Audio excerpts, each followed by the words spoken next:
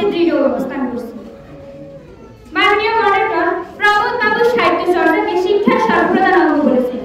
আর মানুষের বিজ্ঞান, মানুষের দর্শন, বিজ্ঞান, ধর্মনীতি, অনুরাগ, বিরাগ, আশা, নৈরাশ্য, তার অন্তরে স্বপ্ন, সত্য, এসবের সমবায়ে সাহিত্যের জন্ম। আর এসব একান্ত হৃদয় দিয়ে দেখা জিনিস। ইন্ডিয়ান জার্নাল ও পাবলিক হেলথে প্রকাশিত এক জরিপে দেখা গিয়েছে যে সকল শিক্ষার্থী সামাজিক যোগাযোগ মাধ্যমে অতিরিক্ত সময় ব্যয় করে তাদের একাগ্রতা